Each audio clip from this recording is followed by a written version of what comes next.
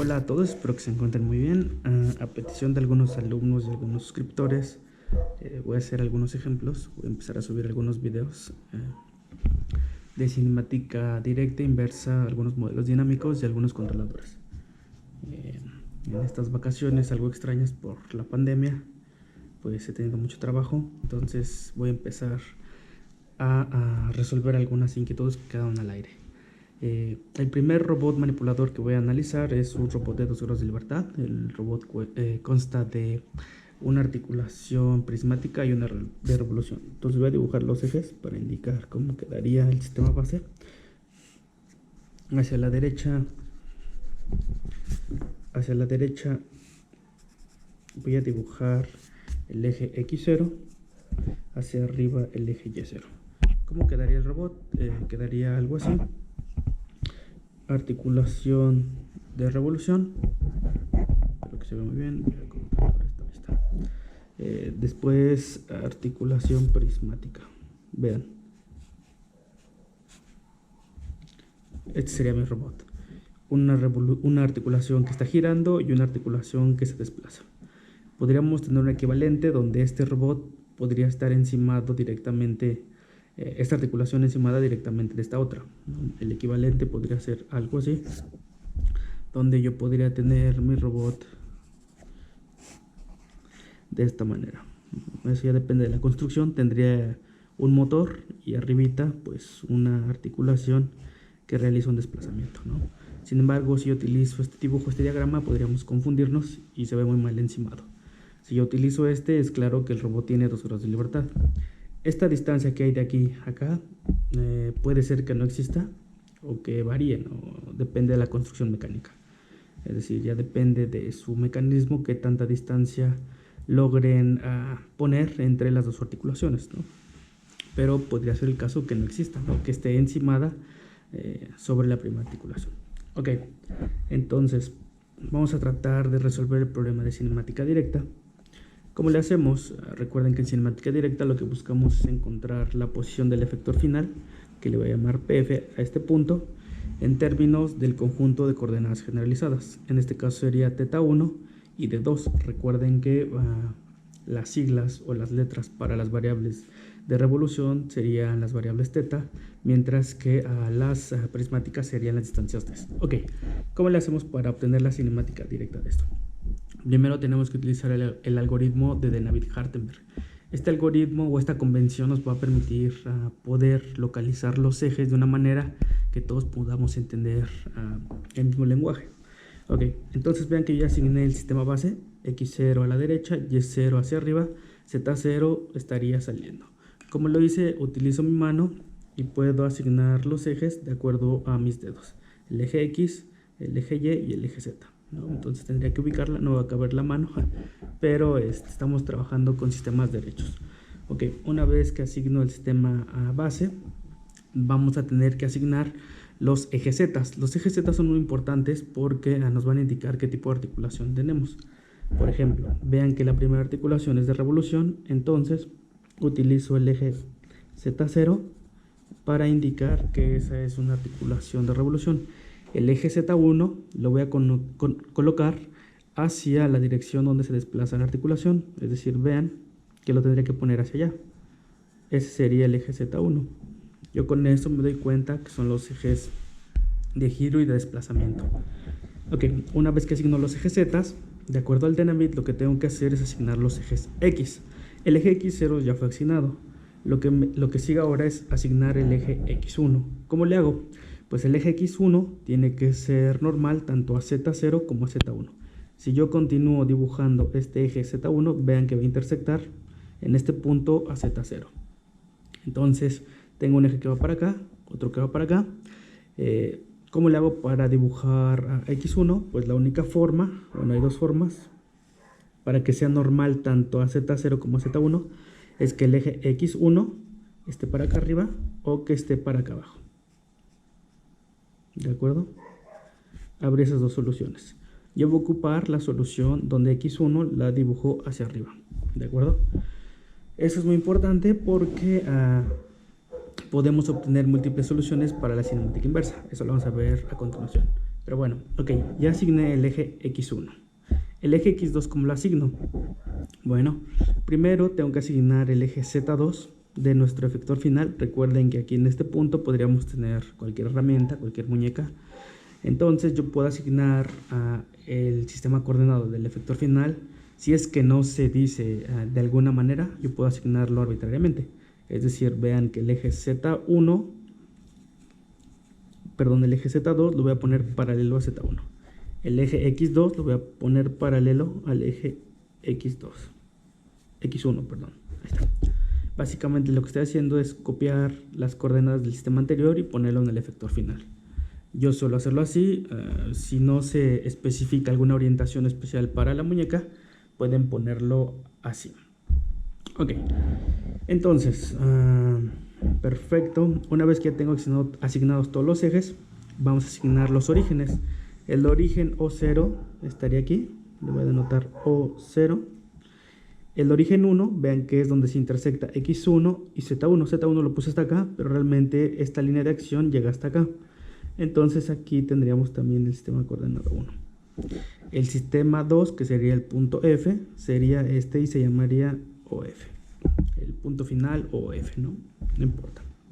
Ok, ya tengo esas distancias. Lo que sigue es asignar las letras A, los ángulos perdón, las distancias A, las distancias D, los ángulos θ y también el ángulo alfa. ¿De acuerdo? Voy a omitir eso porque creo que ya muchos de ustedes ya lo han hecho. Vamos a obtener directamente la cinemática directa. Ok, el ángulo θ1, ¿dónde se encuentra? Ese es el ángulo más importante. θ1, ¿dónde está? Es el ángulo que existe entre x0 y x1. Todo este ángulo sería el ángulo θ1. ¿De acuerdo? θ2 no va a haber, va a existir una distancia de 2. La distancia de 2 sería la distancia del sistema O1 sobre Z1 hasta el siguiente sistema. Es decir, yo me pongo en el sistema O1, veo qué distancia existe desplazándome sobre Z1, sobre este eje, hasta llegar a OF. Esa distancia sería la distancia de 2. Lo voy a dibujar así. Toda esta distancia sería la distancia de 2. Uno pensaría que la distancia de 2 es la distancia de aquí hasta aquí. Puede que sí, pero mucho cuidado. Mecánicamente, a veces, como les decía, este eslabón a veces puede estar o no puede estar encima del primer grado de libertad. Entonces, esta de 2 tendría este pequeño offset, ¿de acuerdo?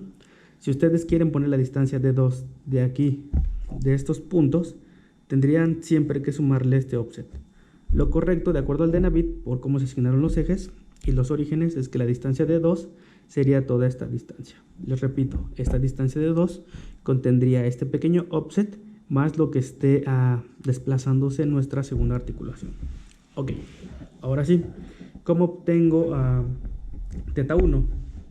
Pues quiero que vean que θ1 siempre va a tener un ángulo de 90 grados entre x1 y z2 o z1. Es decir, aquí existe un ángulo de 90 grados. Y aquí va a existir un ángulo que le podríamos llamar θ1'. Entonces quiero que vean que el ángulo θ1 va a ser igual siempre al ángulo θ1', que sería el ángulo entre x0 y z1 más 90 grados. ¿De acuerdo? Es decir, θ1 yo lo puedo medir con un encoder incremental o absoluto. Yo puedo determinar cuánto vale θ1. Pero yo voy a tratar de determinar este ángulo. Ahorita van a ver por qué. θ1 va a ser simplemente un ángulo de 90 grados más θ1'. Despejo de esta ecuación θ1'. θ1' va a ser igual a θ1 menos 90 grados. Vean que este valor está quedando en función de valores constantes y de lo que yo puedo medir. Entonces no hay ningún problema en obtener esta igualdad.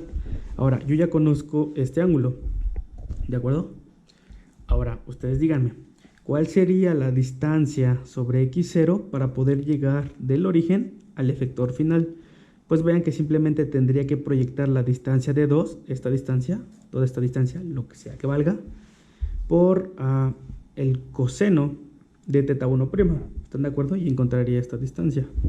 Entonces, para encontrar la posición x en su componente f, es decir, la posición del efector final en x, simplemente tendría que ser la distancia de 2, que recuerden es variable. Con este asterisco yo indico que es una función del tiempo, por el coseno de teta 1', donde teta 1' queda en función de teta 1. Entonces quiero que vean que está quedando en términos del conjunto de variables generalizadas de 2, y esta a su vez en función de teta 1. Para YF, ¿cómo sería? Pues es algo bastante simple. Sería de 2, que es variable. Ahora quiero esta componente, si lo están viendo. Esta componente simplemente sería utilizar esta distancia de 2, toda esta distancia de 2, y utilizar la función seno para encontrar el cateto opuesto. Entonces simplemente es de 2 por el seno de teta 1', donde teta 1' está en función de teta 1. Y listo. Esa sería la cinemática directa. Le voy a poner aquí cinemática directa. Vamos a hacer la cinemática inversa. Perfecto. Para la cinemática inversa, pues vamos a comenzar por D2. Vean que ahora en la cinemática inversa lo único que conozco es el punto F.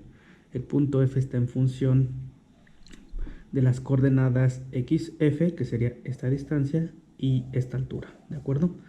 Entonces, ¿cómo obtengo D2? Pues D2, si se dan cuenta, se va a formar un triángulo rectángulo formado de esta manera. ¿Sale? Si yo conozco esta altura y yo conozco esta distancia, la distancia de 2 sería simplemente, bueno, lo voy a poner así, utilizando el teorema de Pitágoras. La distancia de 2, que es la hipotenusa, tiene que ser igual a la suma de los dos catetos al cuadrado. Esta distancia que sería x f al cuadrado más y f al cuadrado.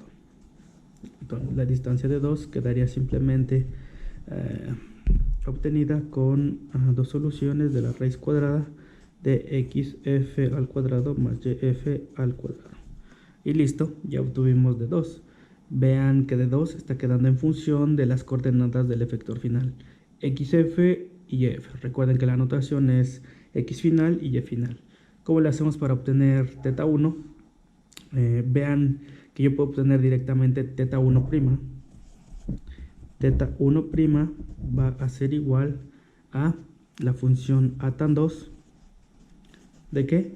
La función a tan 2 te pide en el numerador el seno y abajo el coseno. O si lo programásemos en MATLAB, lo podemos poner en dividido por una coma, ¿no? Para indicar que son dos argumentos. A tan 2 de este componente, ¿qué componente sería este? Pues simplemente sería YF, este componente, recuerden que estoy buscando este ángulo, entonces sería tan 2 del seno entre el coseno, YF, XF. Ojo, mucho cuidado, recuerden que aquí asignamos los ejes siguiendo el Denavit. Entonces este ángulo no me interesa porque yo el que puedo medir y el que yo quiero obtener es teta 1. Pero si nosotros recordamos de la igualdad anterior, teta 1 va a ser igual a teta 1' más 90 grados. Una vez que obtuve este ángulo, entonces lo que tengo que hacer es que teta 1 va a ser igual a tan 2 de YF, XF más 90 grados. Es decir, al ángulo que obtengamos con esta función a tan 2, es decir, este ángulo, le tenemos que sumar 90 grados para obtener la solución correcta. Y listo, eso sería todo. Este es el primer ejemplo. El siguiente ejemplo será uno de 3 grados de libertad, donde los sistemas no están coincidentes en un plano. Es decir, este eje, el sistema coordenado, podría estar sobre la hoja para poder tener desplazamientos. Pues listo, chicos, espero que les haya ayudado este pequeño video. Cualquier duda, no duden en escribirme. Mi correo es mauro.gbto@gmail.com. Les deseo muy buena suerte y nos estamos viendo en el siguiente video. Bye.